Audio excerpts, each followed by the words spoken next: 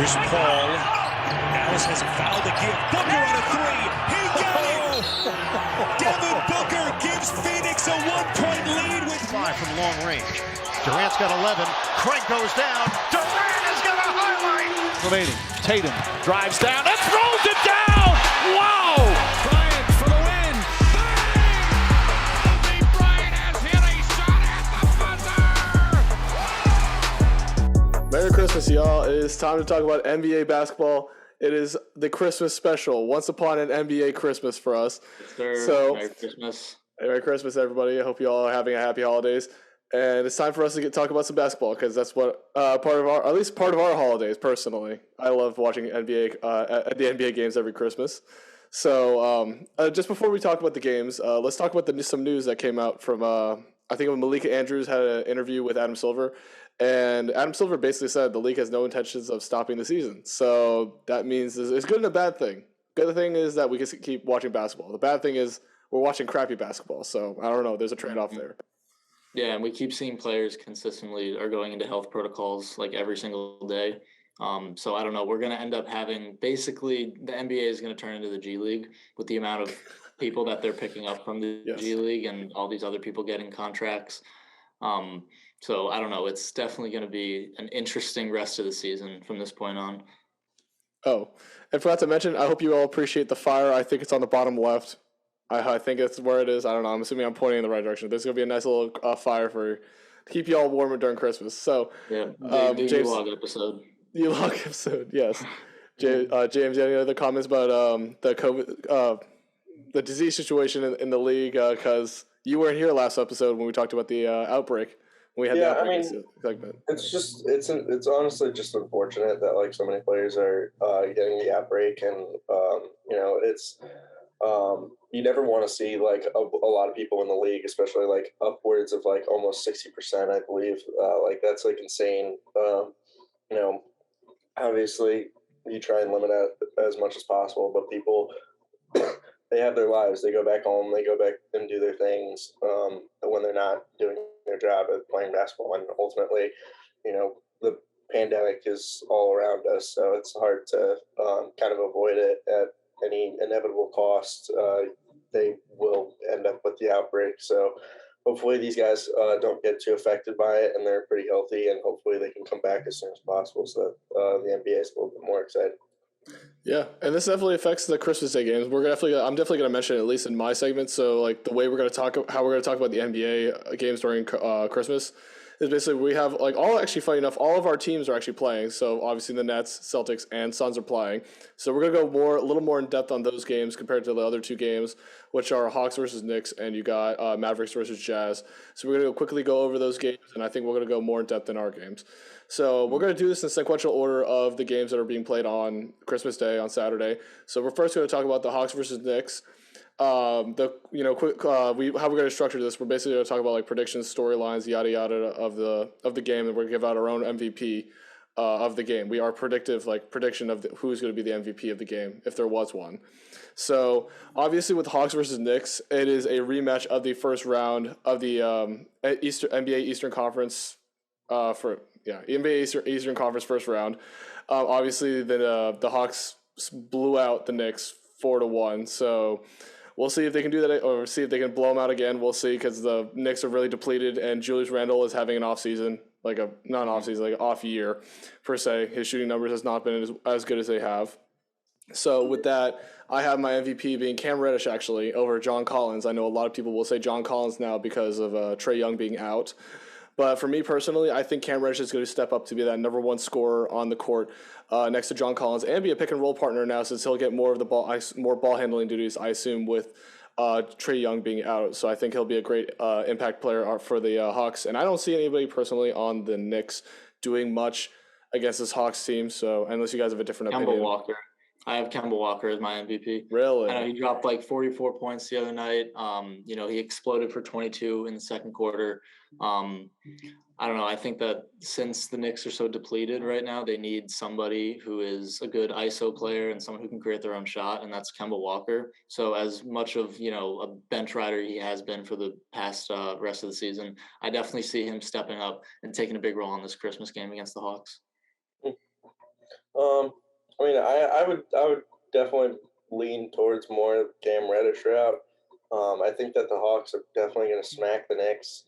And I think that Mago was a little bit right that Julius Randle was having a relative down season, but I am on my fantasy team. I don't think that he's doing that bad, but I don't think that he's doing that great either. Which is why I wouldn't pick him for the MVP as well. But the Hawks seem to have starting to get some things going with their B level players. Some guys that might ride the bench a little bit more. So I think that their team involvement is going to make a large impact for this game, which might give Cam Reddish the MVP for the game. But I think that's kind of funny that you said that Kemba Walker was going to be MVP, considering that the Knicks are trying to shop his ass now. I know they're trying to get him out of there, but right now they need him. He's the only thing that's keeping them afloat. Yeah, him and Fournier. And hey, Mitch Rob is back. If that makes a difference, Mitch Rob is back. So great defensive anchor. He did well the other night too, Mitchell Robertson, but he had a stinker the other night as well. Yeah, the game. But so Fournier had a real stinker when they played against. I can't remember who it was, but it was 2 nights ago or last night. Yeah, he was bad. I think he went 1 for 7 from 3, 1 for 10 at one point. Really not a good game for him. I think he triple single. I'm glad the Celtics didn't re-sign him. Anyway, that's how I want to say about Evan Fournier because Celtics had him for about half a year. Played okay. So next game, Celtics versus Bucks. This is my team. And I'm really confident going into this game just because it is 2 teams trying to potentially revive their season because the Bucks lost a lot of players, and especially Giannis is actually out, and I guess Chris Middleton has been in and out with an injury, so he's actually going to be able to play this game.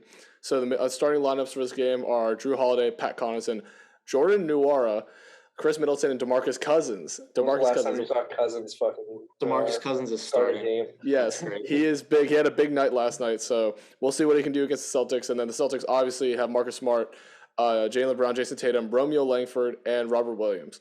So overall, roster-wise, I like our matchups personally over just overall as a Celtics fan over the Bucks. I think having our big 3, having Jayson Tatum, Jaylen Brown, and a Marcus Smart will be a great, just having that chemistry there. Hopefully they can fix up some of the inconsistencies they've had this season. So we'll see what happens. Both of them running a generally more small ball lineup in general with this team, having just Robert Williams and DeMarcus Cousins at the 5, and everyone else is generally being a wing player. I put lineup-wise, roster-wise, I put the edge on the Celtics. The next thing is actually, I don't know if it really matters at this point because of how much the rosters have changed, but the Bucks are 8th in offense and 9th in defense, compared to the Celtics 18th in offense and 11th in defense. It's tough. It is tough. Yeah, it is rough, but it is tough because to judge that rating because this is without Giannis, this is without the full lineups. This could be like an average throughout the whole season, and you don't have disease roster rating per se. So you don't know how these teams are going to perform. So this could be a real wild card when it comes to the Bucks. I think it's the main key for this game is really how these teams take advantage of the players that are out, take advantage of this of the positions that are out currently, like Giannis being out at the 3 or 4. So you have to rely more on Chris Middleton, which means that Jayson Tatum and Jaylen Brown can really focus their defense on Chris Middleton. And same with Marcus Smart, focusing on Drew Holiday and Pat Connaughton, make sure Connaughton doesn't get up too many threes, and Drew Holiday doesn't allow himself to get into a rhythm when it comes to passing and playmaking. So that's kind of how I see it. Do you guys have any comments before I move on to my MVP? Because I kind of just read off all my notes about this game. Yeah, I think for me at least, you pretty much summed it up, but I think this is going to be a big defensive battle as well. Like you kind of said, a lot of these guys are going to be matched up, like Drew Holiday, Marcus Smart, and they're going to be trying to stop each other. So I think that's definitely going to be a big part as opposed to the offense. Yeah, I think that I think that this is kind of like a Celtics game to lose right now.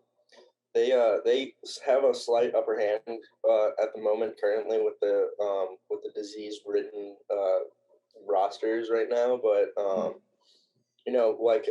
think like Reed said, defense is going to be a really strong impact for this game, and if the Celtics are able to hold down the Bucks offense, then I think that the Celtics have this game locked up. I think that this could be a huge underdog win for the Celtics and could possibly ruin the Bucks' morale going into the next year. Yeah. Going into next year. Also, without Giannis dominating the paint and Robert Williams on the Celtics being able to hold it down, I think the Bucks are going to have to definitely look more towards perimeter scoring for this. Also, and then you guys have Marcus Smart as well. Also, I love that James said next year because that threw me off. I was like, wait, next year? I was like, oh, wait, the New Year is actually next week. So never mind. My brain was on a different wavelength. I didn't realize it's going to be like New Year's in a week. So, yeah. 2022, so it's weird. Yeah, it is crazy. But yeah, let's move on to MVP. I personally, just thinking about it, just when I had time, because I actually did a lot of research into this. I actually think Jaylen Brown's going to be our MVP just because, assuming the Celtics win, because MVP usually is given to the winning team, I'm assuming the Celtics are going to win. That's my pick. Jaylen Brown has been really good off injury. He's really been getting back into his rhythm. Jayson Tatum is up and down, inconsistent, and he's in a slump recently. So I personally think if anyone's going to step up for the Celtics, it will be Jaylen Brown over Jayson Tatum, even though I want Tatum to actually step up and actually be that number one guy right now, but it seems like Jaylen Brown will be taking that number one spot this game. I agree. Yeah, I don't see Jayson Tatum really blowing up for 30, 35 points this game, but I see Jaylen Brown being able to. Even though Jayson Tatum is leading the league in scoring right now, total point wise, not in average points. That's at points per game. That KD has average points per game, but Jayson Tatum is leading the league in total points this season. So that's an interesting thing I found out. I don't know if it matters. I'm just kind of a fun stat I just wanted to throw out there for the Celtics. But let's move on to the Warriors and Suns, which is I'm going to let James take over this part of the game podcast. Appreciate it. So basically the Warriors and the Suns are going to be matching up. This is a huge matchup for me personally as a Suns fan. The Western Conference, it's a Western Conference Finals rematch. Right now you arguably have the best teams in the NBA going at each other with, the powerhouse in the Warriors with Steph Curry right now and going off with some of the help with from Jordan Poole and others like Gary Payton the second. And then you also have the Suns, who are doing really well right now, who came off of the 18-game winning streak and have been consistently getting a couple wins here and there after that. So they've still been keeping up with their winning percentages. They're 1-1 against each other right now in the regular season. So this is an even matchup right now for Christmas Day. And it should be exciting to see Booker and Steph Curry go at each other. But the one thing that I will say is that I do think that the Suns are going to win. However, I think that Steph Curry is ultimately going to have the better game out of anybody on the court. He's going insane this season. He's arguably probably going to be the actual MVP of the regular season.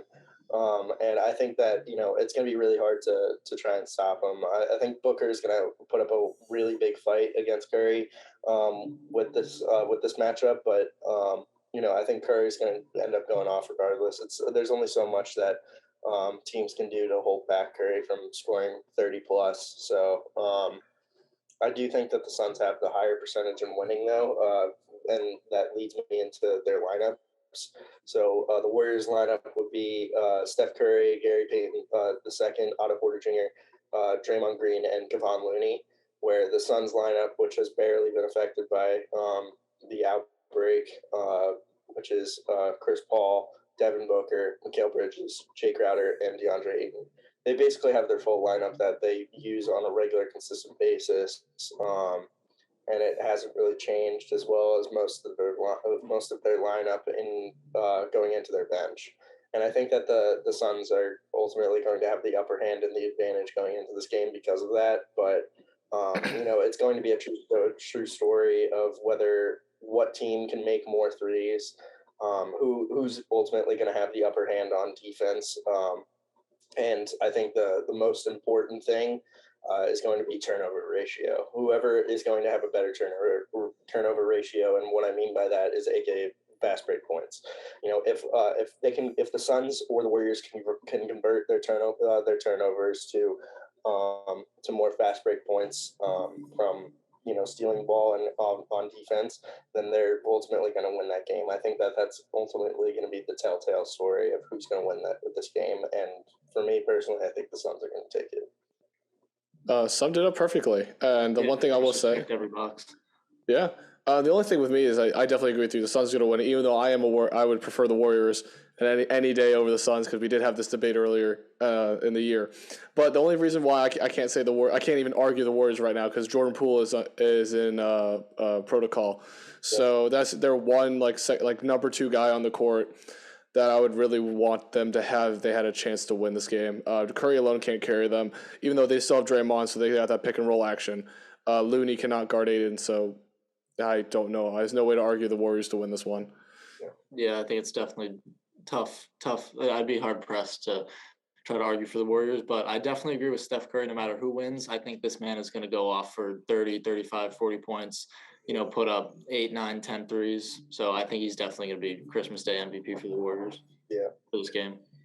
Agreed. So let's move on to your game, Reed. Nets versus Lakers. And funny enough, actually, never mind. I was going to say all of our teams are away, but the Suns are at home tomorrow. So, yeah. So let's get on to the Nets versus Lakers. Nets are going to Staples Center, face off against the Lakers. I don't know exactly what our record is against the Lakers this season, if we've even played them a couple times. But point is that James Harden's back in the lineup. Unfortunately, Kevin Durant's still out, which is definitely going to hurt us a lot on offense. But we have James Harden, who's going to be able to facilitate our offense. Patty Mills, Javon Carter, Paul Millsap, and Blake Griffin all starting. This has to be Blake Griffin's 3rd, maybe 4th start this season, if that. He's been getting a lot of minutes due to the protocols that the Nets have been facing. We have an insane amount of people out. Claxton is out, so that's why he's getting the start at the 5. But I'm pretty confident Nets are going to take this one, with James Harden being at the point guard. He's been up and down this season, but I like to kind of put my faith in his playmaking abilities, and also Patty Mills able to shoot the 3 ball.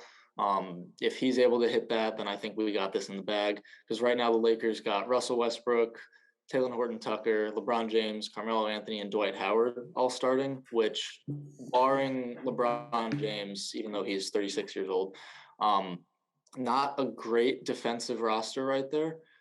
So for me, I think that 3-point shooting is really going to be the telltale sign for this one. If James Harden and Patty Mills are able to hit their threes, it kind of make the Lakers scramble on the perimeter, get some wide open shots for other guys as well. Even Blake Griffin has been moderately reliable. I use moderately very heavily, because he is moderately reliable. By no means is he a reliable 3-point shooting option, but if he has an open shot, I wouldn't be too upset if he took it. He's been hitting them relatively well this season. Wide open, absolutely no contested shots for him. This man needs to stop shooting, but that's a conversation for another day. But right now the Nets are shooting 35% from 3 on the season, and Lakers allow their teams to shoot 37 or 33%.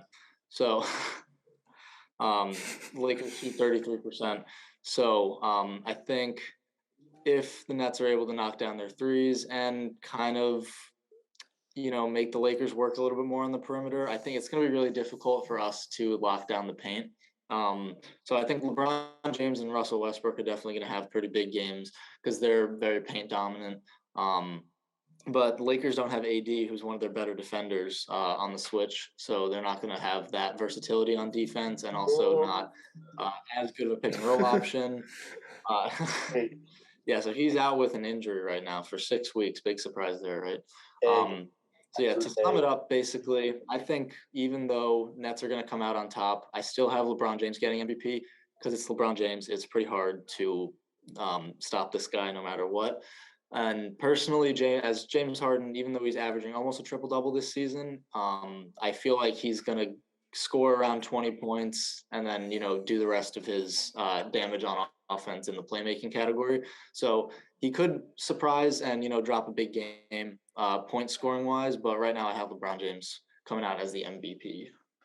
I don't know. I think Javon Carter's got it on lock, to be honest. Oh yeah, you think? He's Former Suns player got it. Your eighth man. David Duke might might come out with a big 30 bomb. Oh, yeah. I'm actually surprised that they're playing him at the small forward, though. Yeah, I mean, honestly, right? it's a shooting guard, I think right? it's because they have James Harden starting at point guard, and then they got Patty Mills also in the starting lineup, and he's kind of like point guard / shooting guard. So I think they kind of just huh? Should have kept Dinwiddie. Shut up! I don't want to hear about it. I would say on a real note, I would say that's a realistic prediction there. I think that LeBron's probably going to do his thing, but maybe Westbrook, maybe Harden, but there's a lot of talent on these rosters right now, like raw talent, but it just depends on how it's going to translate to the stat sheet. Yeah, I'm just looking at these rosters. I'm just trying to find out how they're. I mean, for LeBron, I just look at this Lakers lineup, and none of them can like shoot like outstandingly well. Again, like you brought 3-point shooting. Another thing, inconsistent. That's the thing. Yeah, that too. The one thing I see with the Nets roster though is that their defense doesn't seem to be that great. I don't know how they're going to stop LeBron, Westbrook, and Melo, and even THT is a decent scorer in general. So you got nothing in paint, dude. You got Blake Griffin. Like Blake Griffin's not guarding anybody. That man is. Soft. Dwight Howard would eat him up, and like that dude. Nah. No, this is gonna be. I think this is gonna be one of those games where both teams score like 130 plus points, and defense is pretty much just out the window. That's fair. It's either gonna be that, or it's gonna be like a 60-point game. Yeah, with everyone like having a terrible shot. Yeah, everybody just bricks everything. Yeah, so this is definitely gonna be the worst Christmas game ever. Yeah, I mean, I'm happy with it. I mean, if we want to talk about worst, before we move, actually, let's talk about before we move on to the last one. What do we think is going to be the worst game out of all these 5? Are we assuming Nets versus Lakers is going to be the worst? I actually think that the Hawks versus the Knicks is going to be worse. Really? I don't know. They could surprise. I think the Hawks could seriously surprise us. Storyline-wise, the Hawks and the Knicks take the cake for the I agree. games. But in terms of what's actually going to happen, I mean, right now, Cam Reddish is great, but the fact that you guys both have Cam Reddish as your MVP for this game, I think should tell about how it's going to go. I mean, Cam Reddish is not a bad player. It's just that they don't have any other amazing guards to put out there. He's gonna score like 25, and then we're gonna say, he got MVP, sure. Yeah, I don't know, dude. It's gonna be a depressing game, folks. That's what I'm saying. I mean, if Trey was in, then he might make it a little bit interesting. Actually, that would probably be the most interesting part about this, because I feel like the Knicks don't hate the Hawks as much as they hate Trae Young specifically. Right. Oh yeah, imagine if the Trae Young was there. I think that'd be the fact that he's out. I think kind of takes away from the storyline a little bit. But they're definitely still not going to be happy. Are they playing at MSG? They are playing. Yeah, they're playing at MSG. Okay, yeah. So definitely, this is going to be a rough one for the Hawks.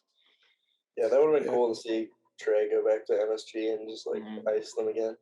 Yeah. Yeah. Anyway, that was a little side thing I wanted to talk about. But Mavericks versus Jazz, again, this is going to be a little shorter. Essentially, it's just two teams, in general, that they're like really good in the regular season, but they're really bad in the playoffs. So we don't know what these teams are about. We don't know what's going to happen with them. But with this game, this is actually going to be an argument about the MVP, because I personally have either Luka or Donovan Mitchell. I think personally everyone was going to say Luka because Luka's basically carrying that team right now. I think Donovan can have a serious case just because he's made himself the clear number one guy in Utah. Clear great scorer, defender. He's overall a great player, can shoot well as well. So I'm assuming he'll perform really well next to Rudy Gobert and all his other team. I think there's not too many injuries on the Jazz that I could remember looking at when I was looking at the roster. But yeah, I mean, that's honestly, I'm actually, you know what? I'm going to change. I'm going to be the or not the underdog, but I'll be different. I'm going to say Donovan Mitchell's my MVP for this game. Loser. Yeah, I have Luka right now. Yeah. Luka. I have Luka as MVP just because, I mean, it's Luka. I don't know. It's kind of difficult to argue against that, I think. If Luka makes his threes, then it's going to be a wrap. But I think also a big problem that he's going to run into is he does like to work in the paint a lot. And even though Rudy Gobert is pretty much non-existent outside of the paint. He's definitely a great rim protector. So if he can Dominant. harass Probably the enough, best rim protector in the league. absolutely, as of right now, for sure. So if he can harass Luka enough and try to, probably make him pass out a little bit more, so he won't be as. Oh wait, I I'm realized. Look at the injury thing. Luka's out for health and safety protocols as of 2 days ago, so he won't be playing in this game. Nor will nor will Tim Hardaway, Maxi Kleber. That I knew. Porzingas is out. Oh yeah, I'm looking at their starting lineup right now. Tim Hardaway Jr. I knew because he was on my fantasy team. Yeah, the Jazz are completely healthy. So actually, Don is guaranteed MVP, and I'm taking him. I'm taking them to win. So that's all I'm gonna say. Yeah, I might have to switch that because it's Dallas lineup right now. I take Josh Richardson. Josh Richardson. Yeah, Celtics. Josh Richardson. Let's go. Celtics. He's on the Celtics. I got Bojan Bogdanovic. Oh, he's on the Celtics now. Yeah, he's our best six man right now because of everyone else is in health and safety protocols. Josh Richardson is our best. Nope, we signed him. You traded? Or traded him. I forgot. We traded him or something. Or he got traded to the Celtics. So yeah, he's been a good pickup right now. So like honestly, I like Josh Richardson for the Celtics. He's not bad. Yeah. He's always been like a solid mid player, but I wish he would be. Yeah. I wish he would be. Probably Donovan, maybe Rudy Gobert if he gets. I don't like Rudy Gobert. I'll be honest. I don't. No one does. No one likes Rudy Gobert. I mean, if he gets like a fat like 20-20 game with like 6-7 blocks, that's gonna be pretty tough to argue against. Yeah, I mean that's all the games. Do you guys have any other like lasting comments for this Christmas games? No. Nope. No. Booker is gonna go God mode, and I hope that he can scrap up Curry. You say that every time. It's gonna happen once, and you're gonna. Speaking of existence. I just want him to drop like over 70 again, dude. That's all I'm waiting for. Yeah. Yeah. No, it's funny because if you say it every time, it's bound to happen once, and you're gonna be right. So I mean that's fair. You gotta speak it into existence. Yeah, you gotta speak into existence at least once a season. Like your fantasy picks, you just gotta. You gotta manifest reality. Manifest Devin Booker scoring 70. I need to manifest that Jayson Tatum will be more consistent, and just like if he's more consistent, we're guaranteed top 5 in the East. I think. Oh, you know what we should do? We should end this episode with our Christmas or New Year's resolutions as what we want for our for our teams. All right, impromptu segment because I did not write anything for this, so this is just raw off the top of our heads. Yeah. So right off the dome. Right off the dome. Actually, let's start with Reed because I think the Nets could use some. For my New Year's resolution / Christmas wish for the Nets, no more COVID, no more disease, no more disease, anything. Outbreak. I want no people out of health and safety protocols. I want Kevin Durant back in the starting lineup. Yes. And I want just no more of these whack lineups for a team that's supposed to be a title contender right now. Yeah. So yeah, that's my Christmas wish. Yeah, I think for mine, again, I said it. Jayson Tatum to be more consistent because he can be. If he was consistent like every game, he could be on the level of like Luka Doncic, LeBron. If he was consistent every game, the problem that he has is that he's not consistent. Like he'd score 35 one game and then 20 on bad efficiency in the next game. So like we don't know what's we're gonna get from him, but that's my wish. Jayson Tatum to be more consistent. Jaylen Brown a guaranteed second option, and that team could lead us to the finals if he really puts his mind to it. Because we have Al Horford back, so that's just what is it like? I was gonna say like very hopeful. I guess hopeful Celtics fan. Mm-hmm. Big Christmas wish right there. Big Christmas wish. Mine is slightly a two-parter, but I'll take it one or the other. But one is pay DeAndre Ayton. That's your wish is to pay DeAndre Ayton. I just want to lock him up for the next couple of years. If they don't pay him, then he's going to realize that someone else is going to pay him. He's going to dip, so I'm worried about that. But my big one is to beat the Warriors in the Western Conference Finals. So it means the Warriors have to make it to the Western Conference Finals. They definitely will. Which I think that this Christmas Day matchup is pretty indicative of what's going to happen in the Western Conference Finals. Could be. We don't know. Again, we have our wishes. Hopefully they come true, all of ours, because I think if all of ours come true, I think it'll be a fairly fun season for us. as all three of our teams will be dominating our respective conferences. But yeah, that's all we had because, again, we want to keep this relatively short and just have you all enjoy your Christmas because I know for us, we're just going to be in front of our TV the whole day watching basketball. So Yes, sir. That's I know right. I'll be driving, but I mean I'll be having the games on the side, so I'll still be watching them. So yeah, we will see y'all next week, and hopefully, actually, we'll probably have a New Year's segment or like a New Year's Day segment as well because it's gonna be next. I guess New Year's is actually coming up because I didn't realize that. So yeah, so next week, everybody. Hopefully, everyone gets healthier and better, so we can have a more fun season. But yeah, we'll see y'all next week. Peace. Happy Merry holidays. Christmas. Happy holidays.